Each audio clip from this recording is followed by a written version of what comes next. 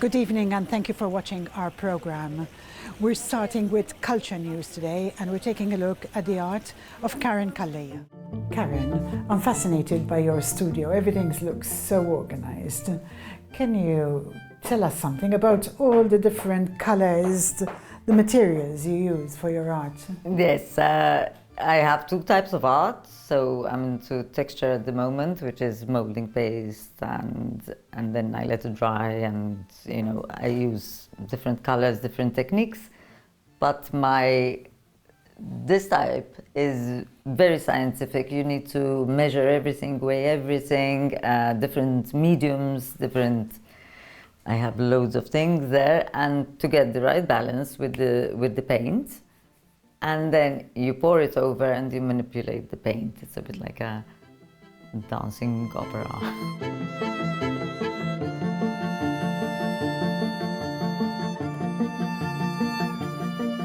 If it's the pouring technique, I start measuring and mixing the paints a day before and let them set.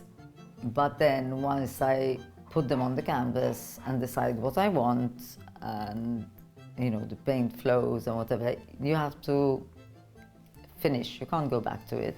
So I put it in the drying area. When I decide, okay, this is it, the composition is fine and this is what I want, then you have to let it dry, and then after 3 weeks or so you varnish. But in texture it's different. I can go back to it. You start whatever you want to start, and I leave it on the easel and I say, okay, I'm not satisfied. So it could take a month or coming back and forth. I love using inks a lot, especially my texture. So yeah, completely two different styles. I always admired artists and I collect art, but no, never in my life did I think, one day I'll have an exhibition. No. When did you start doing this? I actually started in 2020 when COVID hit. I had a hip operation and I was in a wheelchair, and I had therapy, and I was okay, what am I going to do with myself? So yeah, I started sketching and using charcoals and at the kitchen table. And then in 2020, when COVID hit, I just decided, okay, I'm going to take this further. My kids are grown up and, I can do this. You seem to be doing it full time. I mean, you're producing such a lot. I am, because I love the garden, I love my dogs, I love my studio, and yes, it gives me so much inspiration down here, and my music. So do you sort of shut yourself here and... Not quite shut myself, but, well, yes, you might say that. I have my yoga class here, so as well. As a child, I didn't have a lot of opportunities, as in my school offered art, but very basic. But I was always artistic. I loved calligraphy. I always sort of doodled, and I loved it. I'm a perfectionist. I mean, if I have a dinner party, it has to be perfect, otherwise, What inspires you? Everything's so vibrant, so very colourful. What inspires me? My garden. The ocean, although I don't like, being on the sea, but the colors of the ocean, nature, yes, those colors.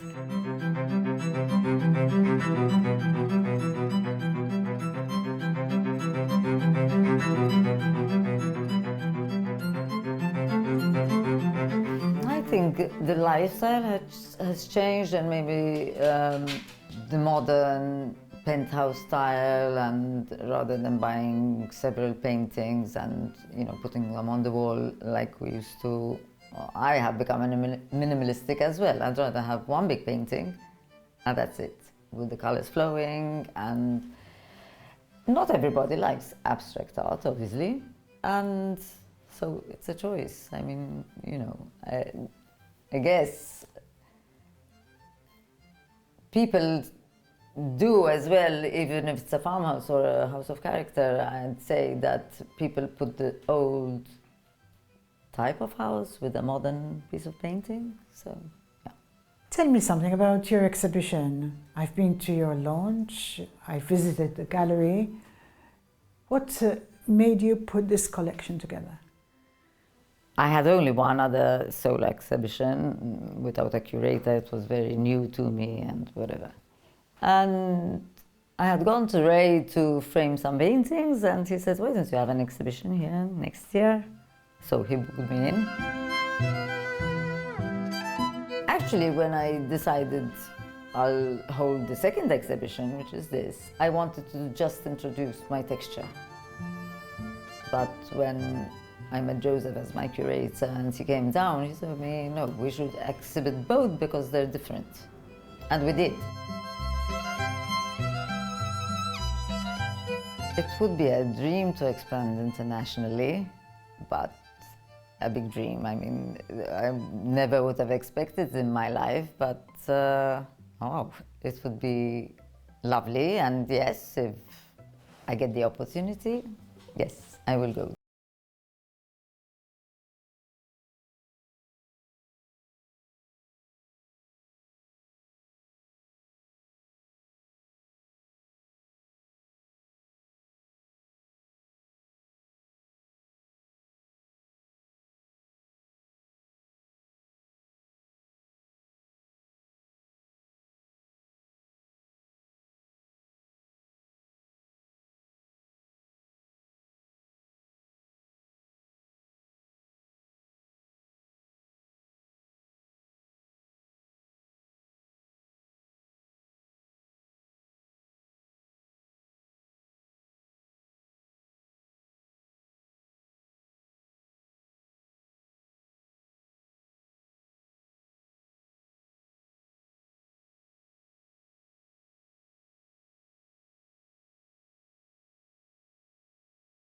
So yes, we are, I think, artistic.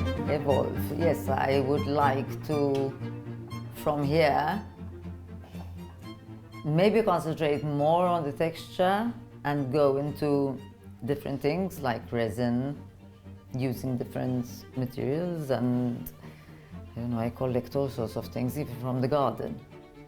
Piece of bark, you know, whatever.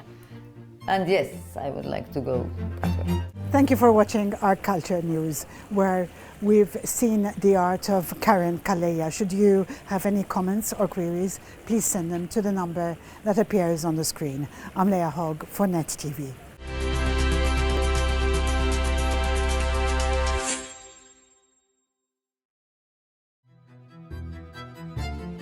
Louisa, tell me something about your exhibition here. The exhibition here was an opportunity that Maria Calleja had given me. She's been introduced to my work over the last, I think, about 2 years. She's been watching the growth of my practice. I came to her by chance, a chance meeting, and we've got to know each other, and she proposed me to have this exhibition that's it's an extract of some work from an Australian exhibition that's curated by Carrie Kibler. It's called In the Arms of Unconsciousness, and we selected some of the work from my installation. So the work that you're seeing is only part of a body of work from a landmark exhibition that was held for the first time in Australia.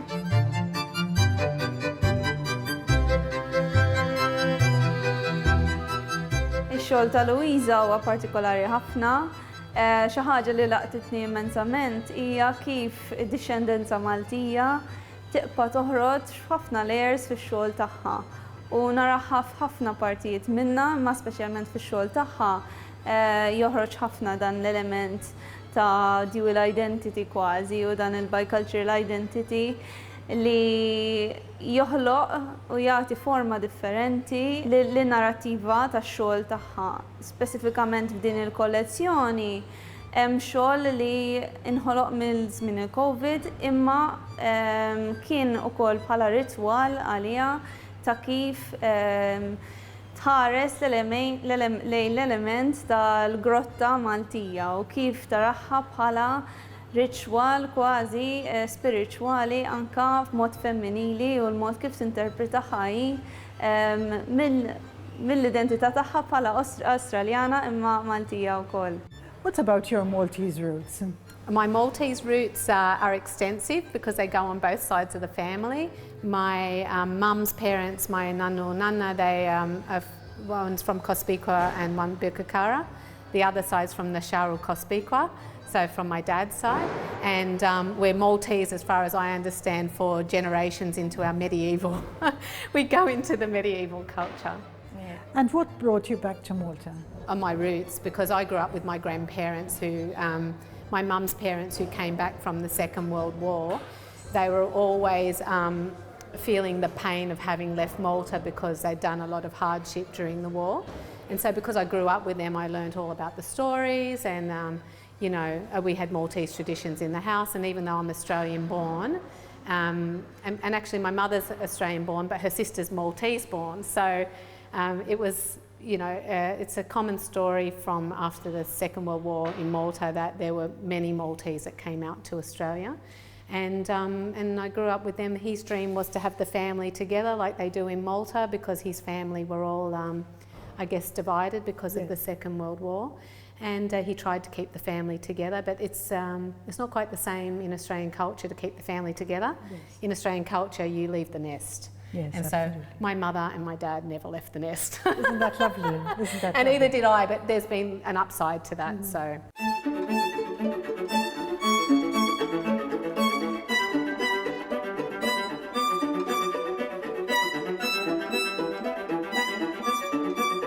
Jiena naħseb huwa importanti ħafna li fil-komunità artistika ta' Malta nesploraw u anka nuru xogħol ta' artisti barranin imma wkoll artisti li b'xi mod jew ieħor għandhom konnezzjoni ma' Malta.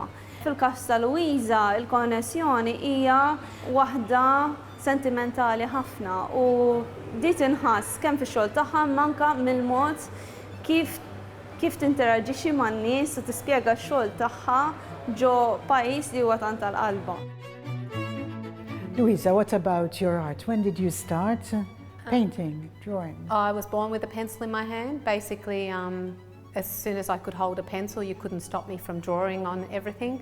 I drew on tables, chairs, eggs, because we lived on a poultry farm. I carried around what we call an art line texter, and it used to make very heavy black marks. And we had instances where in our house we wallpapered the house and it didn't even last a day fresh. I was behind, like drawing behind the lounge, and I followed in my nannu's footsteps. He used to call himself a hobby painter, and then he used to introduce his granddaughter as a professional. Okay. So do you have any of your grandfather's work? Yes, I do. You do? Yeah. He used to say, I look at the world a bit differently to him. He used to say, I don't understand how she comes up with this concept, a bit unusual, and he says he just likes to paint like from the photos.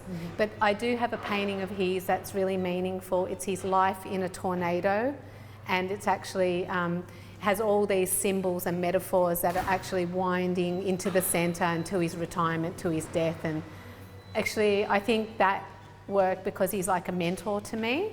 Well, my grandfather was one of the biggest mentors in my life, so having that painting, actually you get to see, because of why I like it, why, you know, the impact of it and what attracts me to it actually is maybe the same attraction he had in my work. We saw a mirror image, you know, of each other. Yeah. Amazing. How did you evolve as an artist? I evolved as an artist by, through school. Of course, I was quite academic at school. I used to put my heart into, because my nanu was Calleja, right? So everything, I had to try hard at everything and try and, you know, he said even though I had to study Latin because he was studying to be a priest, he said, you know, it wasn't his strength, but he still tried. With me at school, I hated mathematics. So the logic side of the brain, you know, was the side that I didn't like too much. The right side, the creative side, was the way to go. And when I was at school, I loved cooking, sewing, I loved art classes, of course, and I always was like topping my class in those subjects, and it was natural for me. When my mum used to go to school, the teachers used to say she must go on and do her art, she must do something artistic. So I just followed through with that. And you're a full-time artist now? A full-time artist, and I studied for 8 years. I went to art college first 2 years, and then I did 3 years Bachelor of Fine Arts at university, and I did my honours, and I did my Master of Fine Arts. And then I went on to teach. I was about 23 years university lecturing in the arts and teaching at colleges. Now I work at my local regional gallery in Sydney. I've worked with the curator as a researcher, with Carrie Kibler, and I've worked doing workshops, implementing master classes, and I wear a lot of hats. I've curated a few shows with artist groups in the spirit of, you know, lifting the art. Louisa tuża ħafna elementi differenti fix-xogħol tagħha. Dal-aħħar ukoll skopriet ix-xogħol taċ-ċeramika fejn għadha tesperimenta u toħloq xogħol figurattiv. Iżda fix-xogħol tagħha fuq il-karta hi toħloq tipo ta' montaġġ u kollaġġ fejn tuża cutouts imma wkoll mixed media u wkoll tpinġija ovvjament u oil painting u anki media oħra. Fej dejjem toħloq isu layers li qed joħolqu storja fuq oħra ma flimkien joħolqu storja waħda. U dak huwa s-sabiħ tax-xogħol tagħha li hemm isek dejjem tħares u tiskopri elementi ġodda ġol image wieħed li mhux ġast tara image wieħed sħiħ imma dejjem hemm dawk il-layers li isek dejjem qed tiskopri xi ħaġa ġdida.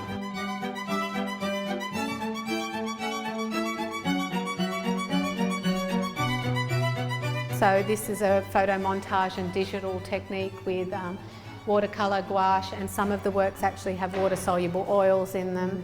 So, and some of the parts are also, they're kind of leveraged off the paper, like they're half stuck to look a bit three-dimensional. I use all different, you've got to really understand the media to know how to use multimedia. So everything's done on an archival pigment, watercolour paper. Some are oil pigment as well. I've got the knowledge because of my teaching to be able to extend. They're very distinct, actually. Yeah. Yes. Yeah, they are. Even the colours are very distinct. Yeah, well, they're meant to kind of like, kind of emulate. I'm very influenced by medieval art and the work of Hieronymus Bosch and the Garden of Earthly Delights and the work from religious iconography painting and things like that. So the field that you see behind is kind of evocative of the Hieronymus Bosch idea of, if you've seen Garden of Earthly Delights, it's maybe most probably one of the best examples of early surrealism. Yes, yeah. It makes a lot of sense looking at those. Yeah, yes. yeah.